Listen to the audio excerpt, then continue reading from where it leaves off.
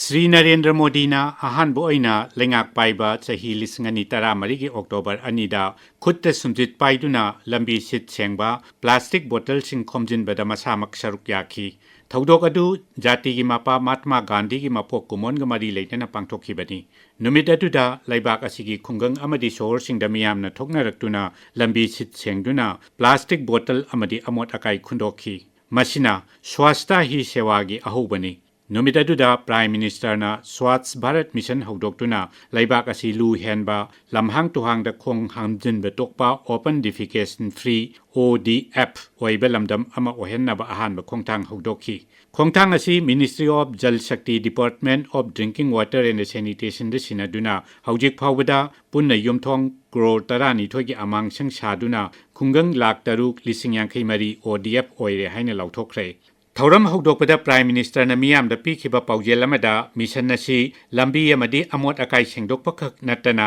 aikoi ye hainabi semdokpa wakhalon nauna hongdokpa amadi mating leiba punsi mahing ama poraknabani haina thamki Swats Bharat Mission mapung phahanaba kumja lisingani tara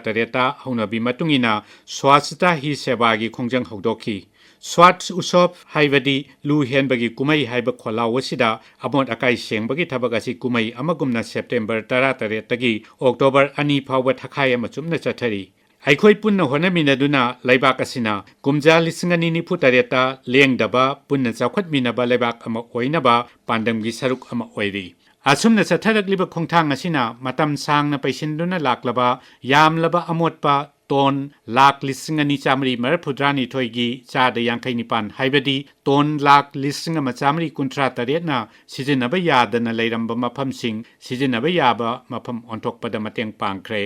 September 15 da hogdokhiba Thakhai gi thoram asida Shramdan haibadi laibak asigi miyamna isana yana saruk yaduna ek din ek ghanta ek sat haibagi kholauda nongmada pung ama aikhoi punna thabak tawminarabadi pamliba pandam phamba ngamgani haibagi thajabasu laingak asina thamli Laibak asigi sohor sing amadi khungang sing da leiba miyamna nongmada pung amakhak punna honaminarabadi mapung phana lu henba porakpa ngamgani political leaders sing Swats Bharat Mission gi mihut sing naha sing NGO sing civil society organization sing social activists sing na thoraktuna lambida lamjauda amadi labuk lamhangta moliba saidiba mayam achi loisinduna taru tahenba lamdam ama irai laina ohenba ngamgani khongjang asina antodaya se sarvodaya haibadi lairabagi pankhai makhada leiba mioi singbu marek mahau thokna nungai yaifana amadi mating leina hinghanbagi pandam su thamli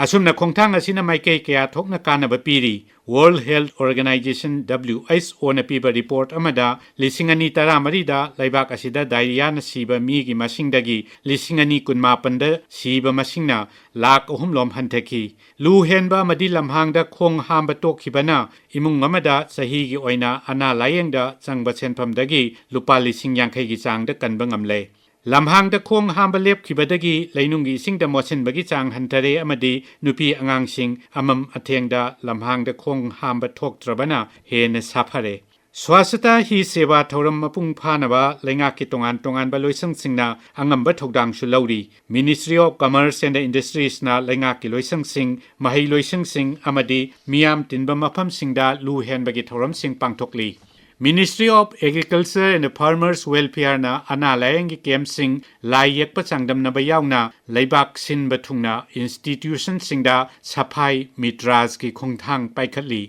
Ministry of Cooperation na Swats Bharat Mission ga mari leina na ek per ma ke nam haiduna ima gi mingda uchara amamam thabagi khongjang saphai karmachari health camp amadi akoi begi phibam sokhalloidaba kumai sing pangthokli Ministry of Parliamentary Affairs na nungsit nungsa chenganaba sinmi sing punna thabak tawminaduna lu henbagi khongjang amadi ana layang yauna atai khongjang kaya paring naina chathari Laibak asigi oina Thakhai amachumna chathariba khongjang asi Manipur dasu tongan ba lenga kiloisang singna chathakhrabasu laibak miyamda thoidokna ithil piba ngamdri ahal lamangi laigi soidana ba hainabagum lenga kiloisang singda chathakhiba Swasta hi Seva gi thoram sing miyamda mami taba ukhide programme ꯑꯁꯤꯒꯤ ꯌꯥꯝꯅ ꯃꯔꯨ ꯑꯣꯏꯕ ek din ek ghanta ek sat ꯍꯥꯏꯕꯗꯨ ꯊꯕꯛ ꯑꯣꯏꯅ ꯎꯠꯄ ꯉꯝꯈꯤꯗꯦ ꯑꯗꯨꯅ ꯑꯁꯤꯒꯨꯝꯕ ꯌꯥꯝꯅꯃꯛ ꯃꯔꯨ ꯑꯣꯏꯈ꯭ꯔꯕ ꯈꯣꯡꯊꯥꯡ ꯑꯁꯤ ꯃꯤꯌꯥꯝꯅ ꯋꯥꯈꯜ ꯇꯥꯕ ꯉꯝꯗꯕꯅ ꯑꯩꯈꯣꯏ ꯄꯨꯟꯅ ꯑꯃꯣꯠ ꯑꯀꯥꯏ ꯁꯦꯡꯗꯣꯛꯃꯤꯟꯅꯕꯒꯤ ꯃꯍꯨꯠꯇ